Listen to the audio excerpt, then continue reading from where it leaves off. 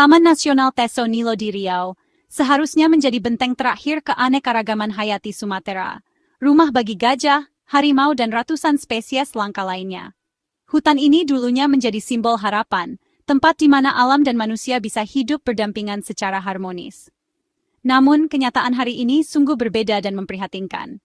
Kini Teso Nilo berubah menjadi luka menganga di jantung Sumatera, simbol nyata tragedi ekologis akibat korupsi sistematis dan kerakusan manusia yang tak terbendung. Hutan yang dulu hijau kini terancam punah. Investigasi Satgas Penertiban Kawasan Hutan mengungkap dugaan korupsi besar dalam pengalih fungsian lahan Taman Nasional ini. Proses hukum berjalan lambat, sementara kerusakan terus meluas setiap harinya. Kawasan yang seharusnya dilindungi justru jadi ajang bancakan, hukum tak berdaya menghadapi jejaring kejahatan dari bawah hingga atas. Para pelaku seolah kebal, sementara hutan terus tergerus. Teso Nilo kini menjadi cermin kegagalan tata kelola hutan kita. Pertanyaan besar menggema, siapa dalang di balik kehancuran ini? Mengapa pengawasan begitu lemah dan penegakan hukum tumpul? Ancaman terhadap hutan bukan hanya datang dari perambah ilegal, tapi juga dari sistem korup dan aparat yang khianat pada tugasnya. Masyarakat lokal pun terjepit di antara kepentingan besar. Hutan yang seharusnya jadi sumber kehidupan, kini jadi saksi bisu kejahatan lingkungan terorganisir. Setiap pohon yang tumbang adalah kehilangan yang tak tergantikan. Di balik hamparan sawit yang luas, hutan primer hilang, satwa terusir dari habitatnya, dan hukum dilanggar terang-terangan tanpa rasa takut. Mengungkap kasus ini adalah keharusan moral, bukan sekadar soal Teso Nilo, tapi juga martabat bangsa dan masa depan generasi berikutnya yang bergantung pada kelestarian alam. Teso Nilo, pelajaran pahit bagi kita semua. Ekosistem yang rapuh di hadapan kerakusan manusia menuntut kita untuk bertindak sebelum semuanya terlambat. Akar kehancuran Teso Nilo terletak pada maraknya dokumen palsu yang melegalkan perampasan lahan. Di balik tumpukan kertas ini, tersembunyi praktik korupsi yang sistematis dan terorganisir, yang telah berlangsung bertahun-tahun tanpa henti. Satgas PKH menemukan modus utama, penerbitan surat tanah ilegal, SKT, sertifikat palsu, bahkan KTP palsu di dalam kawasan hutan. Dokumen-dokumen ini diproduksi dengan rapi, seolah-olah sah di mata hukum, padahal semuanya palsu dan digunakan untuk mengelabui aparat. Dokumen ini menjadi senjata utama para perambah untuk mengklaim tanah negara, mengubah hutan menjadi kebun sawit pribadi. Dengan surat-surat palsu, mereka merasa kebal hukum dan bebas memperluas lahan. Ada sistem terkoordinasi, pihak-pihak tertentu memproduksi dan menjual dokumen ilegal ke pemodal dan perambah. Jaringan ini melibatkan oknum di berbagai level, dari desa hingga kota, yang mencari keuntungan dari kerusakan hutan. Penegakan hukum pun tumpul. Perambah dengan mudah menyodorkan surat palsu sebagai bukti kepemilikan. Aparat seringkali kesulitan membedakan mana dokumen asli dan mana yang palsu, sehingga proses hukum terhambat. Pengalihan fungsi lahan terjadi secara brutal. Hutan dibabat habis, pohon-pohon raksasa tumbang, dan lahan hijau diganti dengan deretan sawit yang seragam. Proses ini berlangsung cepat dan masif. Dari citra satelit, perubahan terlihat jelas. Hijau lebat hutan berubah cepat menjadi hijau muda perkebunan. Setiap tahun, luas hutan yang hilang semakin besar, meninggalkan jejak kerusakan yang sulit dipulihkan. Negara kehilangan aset ekologis dan finansial, sementara pelaku raup untung miliaran dari sawit di atas tanah curian. Kerugian ini tidak hanya dirasakan oleh negara, tapi juga oleh masyarakat lokal yang kehilangan sumber kehidupan. Ironi besar terjadi. Dunia menyerukan penyelamatan hutan, namun di Teso Nilo, hutan justru dijual murah lewat korupsi dokumen palsu. Kepentingan ekonomi jangka pendek mengalahkan kepentingan lingkungan jangka panjang. Memutus rantai pemalsuan dokumen adalah langkah krusial untuk menyelamatkan sisa hutan. Tanpa tindakan tegas, upaya pelestarian hanya akan menjadi slogan tanpa makna.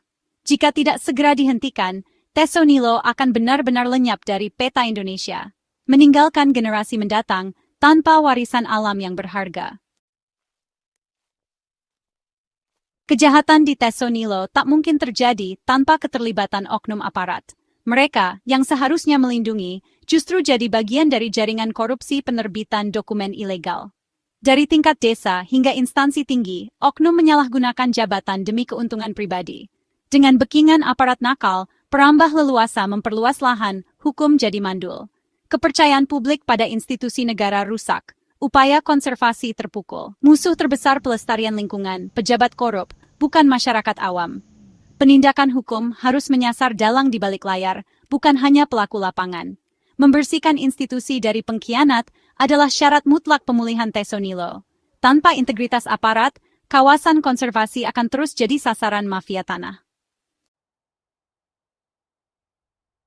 Dampak paling tragis, ribuan satwa liar kehilangan rumah. Tesonilo, habitat vital gajah dan harimau, kini menyusut drastis dari 81.000 hektar tersisa hanya 12.000. Gajah terkurung fragmen hutan, terpaksa melintasi perkebunan dan pemukiman, konflik tak terhindarkan. Ekosistem diambang kehancuran, tapir, beruang madu, ratusan burung dan primata ikut jadi korban. Rantai makanan terputus, keseimbangan ekologis terganggu, bank genetik terancam bangkrut. Setiap hektare hutan yang hilang, satu langkah lebih dekat ke kepunahan spesies ikonik. Kerusakan ekosistem akan berbalik menghantam manusia, banjir, longsor, perubahan iklim. Tesonilo, paru-paru dunia, kini nyaris kolaps. Kisah satwa di Tesonilo, pengingat keras, merusak alam berarti merusak fondasi hidup kita sendiri. Menyelamatkan rumah mereka, menyelamatkan masa depan kita. Jangan biarkan tragedi ini jadi warisan. Di tengah suramnya Tesonilo, muncul harapan lewat Satgas PKH yang dipimpin Jaksa Agung. Kolaborasi lintas kementerian dan lembaga menandai keseriusan negara membongkar kejahatan lingkungan sistematis. Kunjungan Satgas ke Tesonilo jadi titik balik kerusakan nyata di lapangan dibawa ke rapat koordinasi nasional. Jaksa Agung menegaskan ini bukan sekadar perambahan liar, tapi korupsi terorganisir. Penegakan hukum kini menyasar aktor intelektual dan oknum aparat SPO, bukan hanya pelaku lapangan. Satgas PKH menempatkan isu Tesonilo di panggung nasional, membangkitkan kesadaran kolektif. Publik menanti langkah konkret pemulihan hutan dan penegakan hukum tanpa kompromi. Era pembiaran harus berakhir. Di balik isu lingkungan yang sering menjadi sorotan utama, ada kenyataan lain yang tak kalah penting. Ribuan orang kini bermukim di kawasan Tesonilo. Sebagian besar adalah pendatang yang datang dari berbagai daerah, berharap mendapat penghidupan lebih baik dari sawit ilegal yang tumbuh subur di sini. Fasilitas publik seperti sekolah dan tempat ibadah pun berdiri di kawasan yang sebenarnya ilegal, menciptakan dilema rumit. Ekonomi warga sangat bergantung pada hasil panen sawit, yang menjadi sumber utama penghasilan mereka sehari-hari.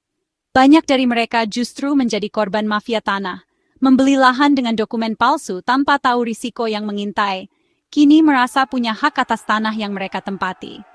Penertiban menjadi sangat sensitif, berpotensi memicu gejolak sosial dan konflik horizontal di masyarakat. Negara di satu sisi telah menetapkan Tesonilo sebagai taman nasional yang harus dilindungi. Namun di sisi lain, pemerintah tetap menyediakan layanan publik di pemukiman ilegal. Kebijakan yang tumpang tindih dan koordinasi yang lemah membuat warga makin yakin bahwa mereka tinggal di wilayah yang sah dan legal. Rencana relokasi menempatkan ribuan warga dalam ketidakpastian, terancam kehilangan rumah dan sumber penghidupan yang telah mereka bangun bertahun-tahun. Penyelesaian masalah ini tak bisa sekadar mengandalkan pendekatan kekuasaan, harus ada keadilan dan kemanusiaan dalam setiap kebijakan. Pemerintah wajib memilah dengan cermat antara korban dan pelaku, agar solusi yang diambil benar-benar berkeadilan dan tidak menambah penderitaan. Di balik setiap batang sawit, ada keluarga yang berjuang untuk bertahan hidup, berharap masa depan yang lebih baik di tengah ketidakpastian. Hutan rusak, satwa keluar hutan, konflik manusia satwa jadi keniscayaan di Tesonilo. Gajah dan harimau masuk perkebunan petani anggap mereka hama, konflik kian memanas. Balas dendam manusia jerat racun perburuan, satwa dan manusia sama-sama jadi korban. Harimau kehilangan mangsa memangsa ternak, ketegangan meningkat, perburuan ilegal mengancam. Konflik ini gejala hancurnya ekosistem, selama perambahan tak dihentikan, konflik akan terus memburuk. Tak ada solusi mudah, satu-satunya jalan kembalikan fungsi hutan. Beri ruang hidup layak bagi satwa, kurangi pertemuan dengan manusia. Penyelamatan Tesonilo adalah upaya mengembalikan harmoni manusia dan alam. Jika gagal, konflik akan jadi warisan kelam. Pemerintah kini merancang langkah konkret memulihkan Tesonilo, menguasai kembali lahan sawit ilegal.